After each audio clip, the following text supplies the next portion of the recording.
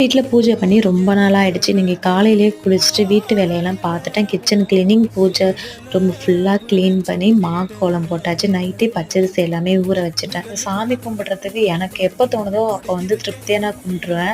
ஊர்லேருந்து புளியெல்லாம் எடுத்துட்டு வந்திருந்தேன். அதெல்லாம் எடுத்து ஜாடில் போட்டு வச்சாச்சு. எனக்கு இப்படி போட்டு வச்சாதான் யூஸ் பண்ண கொஞ்சம் கரெக்டாக இருக்குமே. அப்புறம் உப்பு எல்லாத்தையுமே ஜாடில் கொட்டி வச்சிருந்தேன். அப்புறம் இந்த டீ தூள் இலை வந்து ரீசெண்டாக என் ஹஸ்பண்ட் கொடைக்கானல் போயிருந்தப்ப வாங்கிட்டு வந்திருந்தாங்க. அது வந்து பார்க்க தான் இப்படி இருக்குது. அதில் ரெண்டே இலை போட்டால் பெரிய லீஃப் வந்து ரொம்ப பெருசாகிடும்.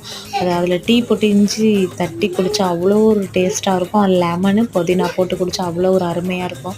அதோட விலாக் வந்து நான் நாளைக்கு வந்து ஷேர் பண்ணுறேன். பூவெலாம் கொஞ்சம் இருந்துச்சு, அதெல்லாம் கட்டி எடுத்து வச்சுட்டு அப்புறம் கிச்சனில் கேஸ் ஸ்டவ் எல்லாத்தையுமே தொடச்சிட்டு அப்புறம் அதில் கோலம் போட்டு பூத்தொட்டி வாங்கிட்டு வந்திருந்தா அதுலேயுமே தண்ணி ஊற்றி பூத்தொட்டி வச்சுட்டு வாசலில் போயிட்டு லைட்டாக கோலம் போட்டு விட்டுட்டேன். ஏன்னா பாப்பா வந்து அரிசி மாவில் போட்டு அழைச்சி விட்டுறா. அடுத்து நான் என்ன பண்ணேன்னு நெக்ஸ்ட் விலாகில் போட்டுறேன். பாய்.